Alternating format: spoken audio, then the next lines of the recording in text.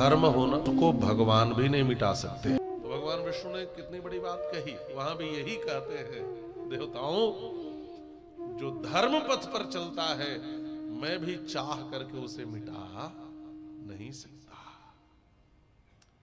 यदि आप धर्म पथ पर चलें, धर्म का कार्य करें, आपके जीवन में धर्म हो तो भगवान भी आपको मिटा नहीं सकते। अरे भगवान विष्णु ने शिव पुराण में एक बड़ी सुंदर बात कही, इदं सत्यं वचश्चैव यत्र धर्मः सनातनः तत्र दुःखं न जायेत सूर्ये दृष्टे यथा तमः। देखो देवताओं, यह बात सत्य है, जहां सनातन धर्म विद्यमान होता है वहां कभी दुख नहीं होता है। वैसे ही जहां सूर्य दिखाई देता है वहां पर कभी अंधकार टिक नहीं सकता है। कितना बड़ा सूत्र है। यदि आप यहां सनातन धर्म की बात की, यत्र धर्मः सनातनः, जहां सनातन धर्म है वहां दुख नहीं हो सकता। और यदि दुख है तो आपके जीवन में सनातन धर्म नहीं है। बहुधा लोग ऐसा कहते हुए मिलते हैं कि हम तो बड़ा धर्म करते हैं और हमारे जीवन में दुख है। सच्ची बात कुछ और है। परिस्थितियां कष्टकारी हैं, लेकिन यदि धर्म है तो दुख नहीं है। और गंभीरता से आप समझना चाहें तो सुख क्या है और दुख क्या है, इसको समझना होगा। सुख दुख की एक परिभाषा है, मनोनुकूल वेदनीयम सुखम और मनः प्रतिकूल वेदनीयम दुखम। सुख किसे कहते हैं और दुख किसे कहते हैं? का जो मन के अनुकूल लगता है वह सुख है और जो मन के प्रतिकूल लगता है वह दुख है।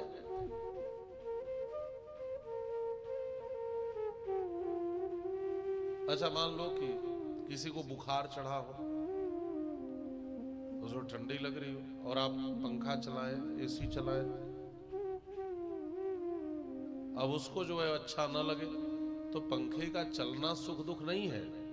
यदि उसका मन प्रतिकूल ग्रहण करता है तो दुख है और अनुकूल ग्रहण करता है तो सुख है। बात समझ में आ रही है? घटनाओं को हमारा मन किस रूप में ग्रहण कर रहा है वही सुख और दुख है। अच्छा, राम जी वन को जा रहे हैं। राम जी इंगुदी वृक्ष के नीचे शयन कर रहे हैं। मानस में तो सिंसुबा वृक्ष के नीचे, वाल्मीकि रामायण में इंगुदी वृक्ष के नीचे शयन कर रहे हैं। तृण शैया पर शयन कर रहे हैं। निषाद राज जी ने देखा, विह्वल हो गया। भैया लक्ष्मण के पास आए। भैया लक्ष्मण से कहते हैं, भैया के कह नंद निमंदमती कठिन कुटिलपन कीन, जो रघुबर जान के ही सुख अवसर दुख दीन। देखो तो केकई नंदिनी कितनी कुटिल है। श्री राम को इतना बड़ा दुख दे दिया। वहां लखन भैया ने बड़ी सुंदर बात कही। देखिए, उस प्रसंग को लक्ष्मण गीता कहते हैं।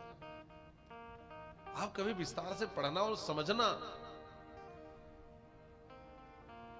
एक गीता हमारे जीवन के लिए कितना बड़ा सूत्र प्रदान करने वाला है। देखो तो कैकेयी नंदिनी माने उस कैकेयी ने कितनी बड़ी कुटिलता की है। और देखो तो राघव प्रभु के जीवन में इतना बड़ा दुख दे दिया। तो निषाद राज जी ने सोचा होगा लखन भैया तुरंत कहेंगे, हाँ भैया ठीक कहते हो, कैकेयी ने दुख दिया। लेकिन लखन भैया ने यह नहीं कहा कैकेयी ने दुख दिया। लखन भैया ने क्या कहा? लखन भैया ने कहा, निषाद राज जी ऐसा बिल्कुल मत कहना, कोई किसी को सुख दुख नहीं देता, हर कोई अपने कर्मों के फल के रूप में ही सुख दुख को पाता है। मानस का कोई किसी को दुनिया में सुख दुख नहीं देता। लोग कहते हैं फलाने ने दुख दे दिया, फलाना उसको बड़ा सुख देता है। कोई किसी को सुख दुख नहीं देता। जीव के कर्म ही उसको सुख और दुख देते हैं। तब तो निषाद राज जी के सामने एक नया प्रश्न खड़ा हो गया। निषाद राज जी ने कहा इसका मतलब राम जी ने कोई ऐसा कर्म किया है जिसके कारण उनके जीवन में दुख आया। तो लखन भैया ने कहा इसका मतलब निषाद राज जी आप अभी तक नहीं समझे।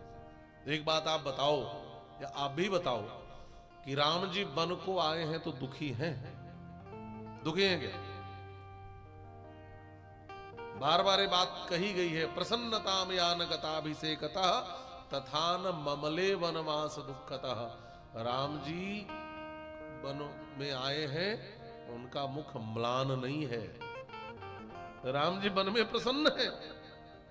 निषाद राज जी ने कहा नहीं नहीं, राम जी तो खुश हैं, वो तो तृण शैया पर भी लेटे हैं तो खुश हैं, वो तो वृक्ष के नीचे सोकर भी खुश हैं। तो एक बात बताओ, राम जी को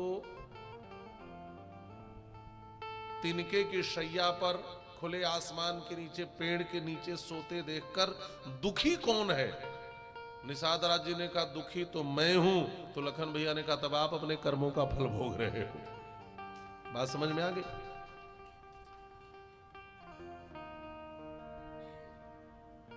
धर्म जहां होता है वहां दुख नहीं होता। और यदि आप दुख का अनुभव कर रहे हो तो सच्चे अर्थों में आपने धर्म को स्वीकार नहीं किया।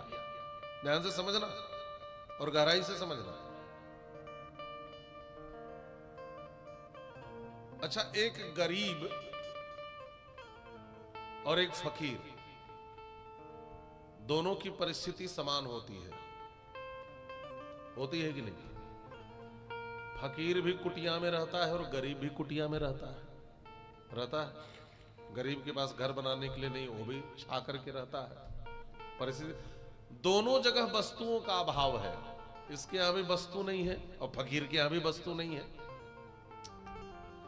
भौतिक साधनों का यहां भी अभाव है, भौतिक साधनों का यहां भी अभाव है। दोनों छप्पर फूस की डाल के रह रहे हैं, दोनों के यहां वस्तुओं का अभाव है। लेकिन जहां फकीर मुस्कुरा कर जीता है, वहीं गरीब रोकर जी रहा है। का परिस्थिति एक है लेकिन मनस्थिति एक नहीं है। ये गरीब वस्तुओं के अभाव का रोना रो करके जी रहा है और फकीर अभाव में नहीं, वो तो भगवान के भाव में डूबकर मुस्कुरा करके जी रहा है। परिस्थितियां सुख दुख का निर्धारण नहीं करती। धर्म हमारे मन को घटना को अनुकूल ग्रहण करने की क्षमता देता है। और जहां हम मन के अनुकूल उस घटना को ग्रहण करते हैं तो वह सुख हो जाता है, और प्रतिकूल ग्रहण करते हैं तो दुख हो जाता है। एक संत जा रहे थे, एक मंदिर का निर्माण हो रहा था, मजदूर वहां पर काम कर रहे थे। ध्यान से सुनना। संत पास में गए, एक काम कर रहे श्रमिक से पूछा, भैया क्या कर रहे हो? वो बिगड़ गया, अंधे हो, दिखाई नहीं दे रहा है, देख रहे हो पत्थर तोड़ रहा हूं फिर भी पूछ रहे हो? जाने कहां कहां से आ जाते हैं काम में बाधा डालने, कोई काम है नहीं। भैया क्या कर रहे हो? बिगड़ गया महात्मा पे। थोड़ा और आगे बढ़े, एक दूसरा भी काम कर रहा था, वो भी तोड़ पत्थर ही रहा था। भैया क्या कर रहे हो? उसने कहा बाबूजी क्या कहूं, पेट के लिए कुछ करना पड़ता है, पत्थर तोड़ रहा हूं, कुछ पैसे मिलते हैं, पालन पोषण करता हूं, खुद जी रहा हूं, बाल बच्चों का पोषण करता हूं। थोड़ा और आगे बढ़े,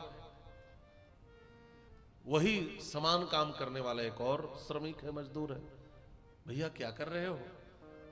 उसका चेहरा खिलाया, उसने पसीना पोंछा, हाथ जोड़ लिया और हंस कर बोला, महाराज भगवान के मंदिर का निर्माण कर रहा हूं। तीनों एक ही कार्य कर रहे हैं, लेकिन तीनों का उत्तर अलग है। परिस्थिति एक है लेकिन मनस्थिति में अंतर है। ये तीन प्रकार की मनस्थितियों को लेकर संसार में भी जीने वाले लोग हैं। संसार में कर हर कोई मेहनत रहा है, लेकिन एक है जो अपनी जिंदगी से खींचा हुआ है। आप किसी से थोड़ा हालचाल भी पूछो तो आप ही पे बिगड़ पड़ेगा। अंधे हो, पागल हो, कोई काम नहीं है, चले आते हैं, पूछ रहे हैं। आप पूछ लो किसी से, देखना कैसे खींचेगा। हाँ महाराज, आजकल तो किसी से रास्ता पूछ लो तो भी बिगड़ जाएगा यदि वो परेशान है तो। वो काटने दौड़ते हैं, ऐसे भी लोग हैं समाज में। काम वो भी वही कर रहे हैं, आप भी वही कर रहे हो, लेकिन उनके जीने का जो ढंग है वो अलग है। परिस्थिति एक है लेकिन मनस्थिति में अंतर है। वो आपको काटने दौड़ेंगे, अंधे हो क्या, दिखाई नहीं देता क्या, कुछ काम नहीं है, बिगड़ पड़ेंगे। और दूसरे प्रकार के लोग होते हैं जो न्यूट्रल होते हैं, जी रहा हूं, हाँ नौकरी कर लिया, जाता हूं, कमाता हूं, लाता हूं, अरे कुछ खा रहा हूं, बच्चों का पालन। ये न्यूट्रल टाइप के लोग हैं, जिए भी रहे इसी दुनिया में, लेकिन ये न्यूट्रल है, इनको किसी से कुछ लेना देना नहीं, बस जाना है, कमाना है, खा के सो जाना है, अपना परिवार पालना है, इसके अलावा इनको किसी से कोई मतलब नहीं है। न्यूट्रल टाइप के उदासीन लोग हैं। लेकिन तीसरे वह लोग हैं जो जीवन को सच्चे अर्थों में जी रहे हैं। तोड़ो भी पत्थर रहा है लेकिन उसने एक उद्देश्य ढूंढ लिया, वो नाच रहा है, गुनगुना रहा है, उसका चेहरा खिला हुआ है और वह कह रहा है बाबूजी मैं भगवान के मंदिर का निर्माण कर रहा हूं। यह अंतर है। परिस्थितियां समान है लेकिन मनस्थिति में अंतर है। बात समझ में? यह मनस्थिति बनती कैसे है का यह जो धर्म है ना, यह धर्म ही हमारी ऐसी मनस्थिति बनाता है। यही मैंने एक दिन कहा था कि 10 बातें दिखाई दे तो समझना इसके जीवन में धर्म है। धर्म के 10 लक्षण हैं। धृति क्षमा दमोस्तेयम शौचमिंद्रिय निग्रह धी विद्या सत्यम क्रोधो दशको धर्म लक्षण। धैर्य, विपरीत परिस्थितियों में जो धैर्य धारण करे यह धर्म है। शक्ति होते हुए भी कमजोर को क्षमा करे ये दूसरा लक्षण है। दम माने दमन, अपने कुविचारों का जो दमन करे ये तीसरा लक्षण है। गलत विचारों का, गलत मार्ग में जाने के लिए जो हमारे भीतर इच्छा होती है उसका दमन करे। अस्तेय माने जो चोरी न करे। शौच माने जो पवित्रता से रहे। इंद्रिय निग्रह, गलत मार्ग में जाने से अपने इंद्रियों को रोके। धी माने अच्छी बुद्धि वाला हो। विद्या, विद्या ग्रहण करे। सत्य बोले और क्रोध न करे। ये 10 बातें जिसके जीवन में हैं, दिखाई दे, समझ लेना यह धार्मिक है। ये 10 बातें जिसमें ना हो वह धार्मिक है।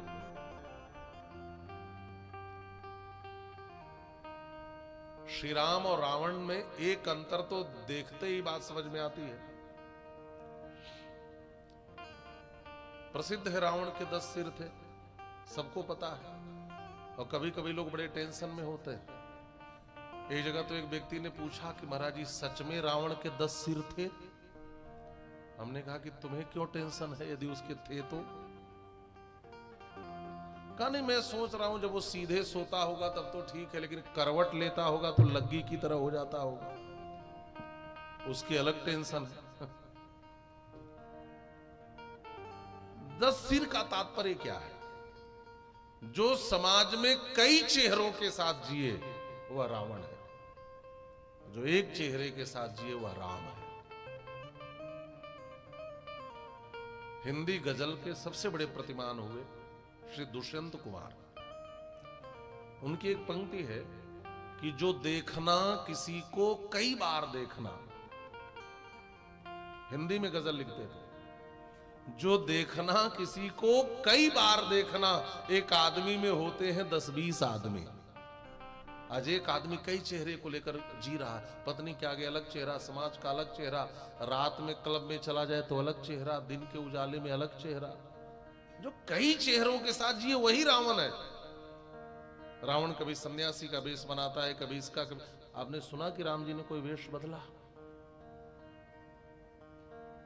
जो कई चेहरों के साथ जिए वही तो रावण है। यह धर्म के 10 सिर है महाराज। और राम जी में ये सारे लक्षण है, धृति क्षमा दम अस्तेय आदि आदि। तो सच्चे अर्थों में जो धर्म है वो हमारी मनस्थिति को ठीक करता है। यही बात जब हनुमान जी राम जी से मिले तो हनुमान जी ने कहा कि नाथ शैल पर कपिपति रहई, सो सुग्रीव दास तव हई, तैसन नाथ मैत्री कीजय, दीन जानित ही अभय करीजय। तो राम जी ने कहा हनुमान जी आप कह रहे हो हम दोनों की परिस्थिति समान है, हम भी अयोध्या के राजा हो रहे थे, जंगल आ गए, वो भी किष्किंधा के राजा थे, पहाड़ पे रह रहे हैं, उनकी भी पत्नी का हरण कर लिया बाली ने, मेरी पत्नी का रावण ने, तो हम दोनों में मित्रता हो भी जाएगी तो लाभ क्या होगा? गरीब अमीर की मित्रता हो तो गरीब को अमीर से लाभ हो जाए, ज्ञानी अज्ञानी की मित्रता हो तो ज्ञानी से अज्ञानी को लाभ हो जाए, लेकिन दो समान परिस्थिति वाले मित्रता भी करेंगे तो लाभ क्या होगा? तो हनुमान जी ने कहा प्रभु परिस्थिति एक है लेकिन मनस्थिति में अंतर है, यही अंतर है। आप कहते हो आपन चरित कहा मैं गाई, विप्र कहो निज कथा बुझाई। इतनी बड़ी घटना के बाद भी जो गा करके सुनाए उसकी मनस्थिति अलग है। तो सुग्रीव भागते फिर रहे। धर्म हमारी मनस्थिति का निर्माण करता है, ध्यान से समझना। मैंने एक दिन और कहा था कि हमने धर्म को आज केवल आचार मान लिया है। आचार धर्म का एक अंग है, लेकिन धर्म सिर्फ आचार तक सीमित नहीं है। आज हम कुछ कर्मकांड को भी केवल धर्म मानते हैं, और कुछ लोग समझते हैं कि हम सुबह थोड़ी सी अगरबत्ती दिखा लिए, कुछ कर लिए, और चाहे दिन भर जितना बेईमानी करें, झूठ बोलें, हम धार्मिक हो जाएंगे। सच्चे अर्थों में जहां धर्म है वहां दुख नहीं हो सकता, परिस्थिति कैसी भी हो। इदम सत्यम वचश्चैव यत्र धर्मः सनातनः तत्र दुखम न जायेत सूर्ये दृष्टे यथा तमः। जैसे जहां सूर्य है वहां अंधकार नहीं टिक सकता, वैसे जहां सनातन धर्म है वहां पर कभी दुख टिक नहीं सकता, इसलिए वो सुखी है। महाराज एक बात और है, ऐसा कोई नहीं है जिसके जीवन में समस्या ना आई हो, है ना? श्री राम के जीवन में भी आई और श्री कृष्ण के जीवन में भी आई। और मैं हमेशा कहता हूं कि जीवन में समस्याओं का आना पार्ट ऑफ लाइफ है, और उन समस्याओं में भी मुस्कुराकर समस्याओं से निकल जाना यह पार्ट ऑफ लाइफ है। आप संसार में आए हैं तो समस्याएं तो आएंगी ही, परिस्थितियां विकट तो होंगी ही, लेकिन उन विकट परिस्थितियों में भी जो मुस्कुराया, जो आगे निकला, वही जीवन जीने की कला को समझा। और यह कला, यह आर्ट हमें कहां से मिलता है? का यह धर्म यही सिखाता है। यह धर्म से हमें सीखने को मिलता है। तो जहां धर्म है वहां दुख नहीं हो सकता। तो देवताओं ने कहा मतलब आपकी शरणागति व्यर्थ हो गई, हम आपके शरण में आए हैं। महाराज आपने प्रतिज्ञा कर रखी है कि जो शरण में आए हम रक्षा करेंगे, तो उधर उन्होंने भगा दिया।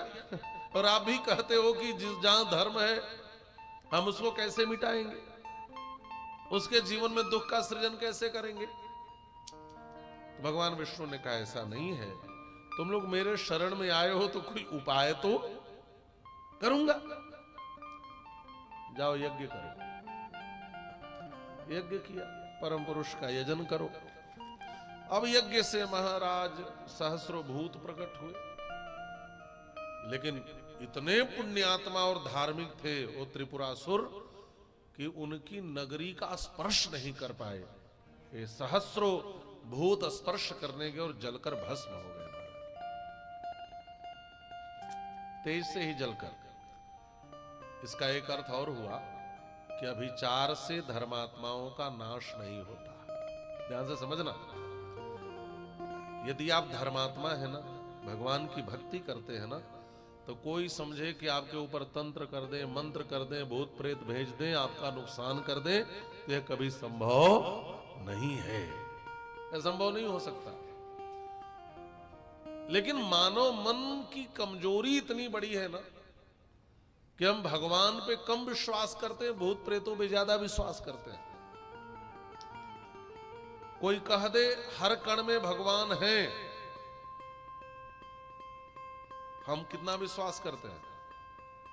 कोई कह दे कि रास्ते में जो पीपल का पेड़ मिलता है इसमें भूत रहता है, मजाल है 11 बजे रात के बाद आप गुजर पाएंगे, धड़कन तेज हो जाएगी, हाथ पांव कांपने लगेंगे, न कुछ दिखा न कोई मिला, लेकिन हम विश्वास कर लेते हैं इसमें भूत है।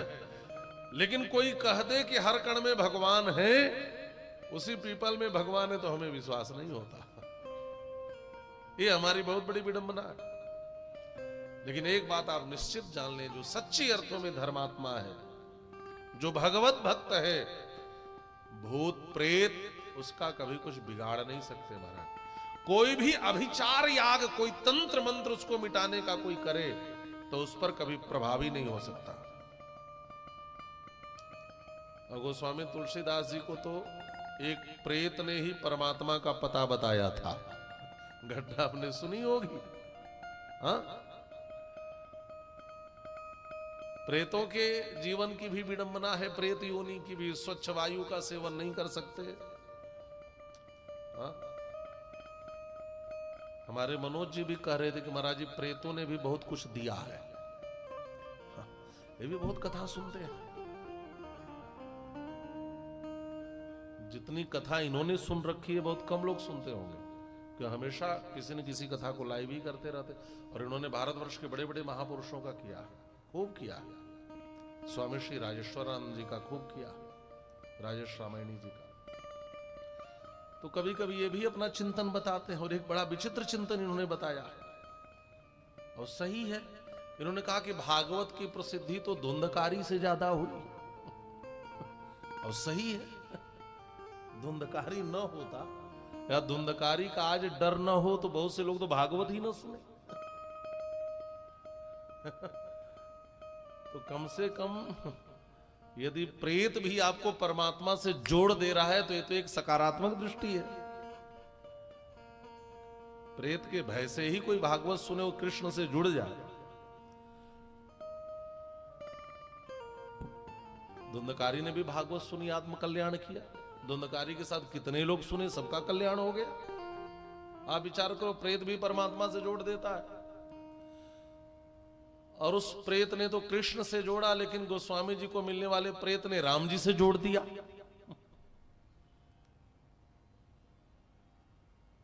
प्रेत प्रसन्न हुआ, गोस्वामी जी ने कहा कि वाह, आज मेरे ऊपर प्रेत भी प्रसन्न है। प्रेत ने पूछा क्या चाहिए? कहा मुझे जो चाहिए दे पाओगे? प्रेत ने कहा मांगो। तो कहा मुझे राम जी का दर्शन करा दो। प्रेत ने कहा हम राम जी के दर्शन कराने में सक्षम होते तो प्रेत कैसे होते, हम तो खुद भोग रहे हैं। लेकिन राम जी का दर्शन तो नहीं करा सकता, लेकिन हनुमान जी का पता जरूर बता सकता। प्रेत जरूर जानते हैं किधर हनुमान जी है। हाँ महाराज, भूत पिशाच निकट नहीं आवे, महावीर जब नाम। सबसे अधिक भय तो उन्हीं से लगता है। और आप जब कथा करते हो तो वहां हनुमान जी आते हैं। गोस्वामी बात चौक पड़े, सुना तो है कि जहां कथा होती है वहां हनुमान जी किसी न किसी रूप में आते तो जरूर है। उन्होंने कहा कि जो कोढ़ी के रूप में सबसे पीछे बैठे रहते हैं वही हनुमान जी हैं।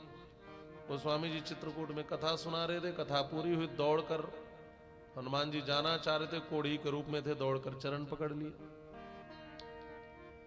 आज नहीं भाग पाओगे, आज तो हमने पकड़ लिया। क्या चाहिए? कहा बस मुझे प्रभु के दर्शन करा दो। हनुमान जी ने कहा हो जाएंगे। और कथा बहुत प्रसिद्ध है। स्वयं भगवान हनुमान जी की प्रार्थना पर प्रकट हुए, बालक रूप में गोस्वामी जी के पास आए। गोस्वामी जी ने चंदन घिसा, कहा बाबा तिलक लगा दो। और तिलक लगा रहे थे। हनुमान जी सोचे कि अभी पहचान नहीं पा रहे हैं कि प्रभु हैं। और बिना किसी सदगुरु के परमात्मा को पहचान कौन पाएगा महाराज? तो हनुमान जी ने संकेत कर दिया। चित्रकूट के घाट पर भई संतन की भीड़, और तुलसीदास चंदन घिसे तिलक देत रघुवीर। तो आप विचार करो कि प्रेत ने यहां तक पहुंचा दिया। तो जो सच में भगवत भक्त है, यदि आपके जीवन में सच्चे अर्थों में भगवान की भक्ति है, तो प्रेत आपका कुछ बिगाड़ेगा नहीं महाराज। कोई व्यभिचार याग आपका कुछ नहीं करेगा। और यहां पर स्पष्ट लिखा है, नाशो भी चारतो नास्ति धर्मिष्ठा नाम न संशया। बहुत बड़ी बात है, धर्मात्माओं का अभिचार भी नाश नहीं कर सकता।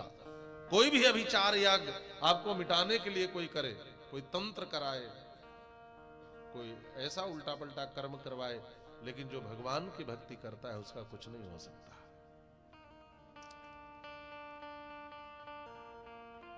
तब देवता फिर दौड़ कर आए, प्रभु वो तो कुछ नहीं हुआ। भगवान ने कहा, देखो मैं तो पहले ही कह रहा था। देवताओं ने कहा, प्रभु क्यों दौड़ा रहे हो, अब सीधे कोई उपाय कर दो ताकि हम बच जाएं उससे। तब भगवान ने कहा, सुनो, अभी तक नहीं समझ पाए तो ध्यान से सुनना। यावच्च वेद धर्मास्तु यावत द्वै शंकरार्चनम यावच्च शुचिकृत्यानि तावन नाशो भविन्नहि। जब तक उनके जीवन में वैदिक धर्म है, जब तक वो भगवान शिव की अर्चना कर रहे हैं, जब तक पवित्र कृत्य कर रहे हैं, तब तक उनको कोई भी मिटा नहीं सकता। यदि उनको मिटाना है तो पहला कार्य यही करना होगा, उनको वैदिक धर्म से विमुख करना होगा, सनातन धर्म से विमुख करना होगा। किसी को मिटाना हो तो सनातन धर्म से अलग कर दो, और होता ही है महाराज। आप देखो, कुंभकर्ण को जगाया गया तो क्या उपदेश दिया रावण को, जगदम्बा हरियान सठ अब चाहस कल्याण। जगत जननी जगदम्बा का हरण करके ले आए हो और अब चाहते हो मेरा कल्याण हो जाए। रावण ने कहा, खाकर सोता रहता है, शरीर को मैं पालता हूं, जगाया हूं युद्ध के लिए, तो उपदेश दे रहा है। इसकी बुद्धि बड़ी शुद्ध है, क्या करें। रावण ने कहा, भी इसकी बुद्धि ठीक करता हूं, भैंसों को काटो, शराब लाओ। और महाराज भैंसों का मांस खिलाया कुंभकर्ण को और शराब पिला दी। ध्यान से समझना, किसी को वैदिक धर्म से विलग करना हो, क्या करो, अच्छे अच्छे बुद्धि वाले को शराब पिला दो, मांस खिला दो, जीवन से धर्म नष्ट हो जाएगा। और परिणाम क्या होगा, गोस्वामी पाद ने लिखा है, महिष खाई करी मदिरा पाना, गर्जा वज्राघात समाना। और जब भैंसा खाया, शराब पिया, तब रावण ने पूछा, क्या करोगे, कहा लड़ूंगा। किसकी ओर से, तब आपकी ओर से।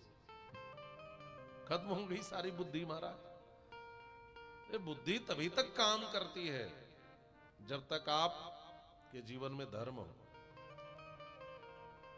मांस मदिरा ये सब आपकी बुद्धि को भ्रष्ट करने के लिए है। जिसने अपने जीवन में अपना, उसका जीवन भ्रष्ट हो गया।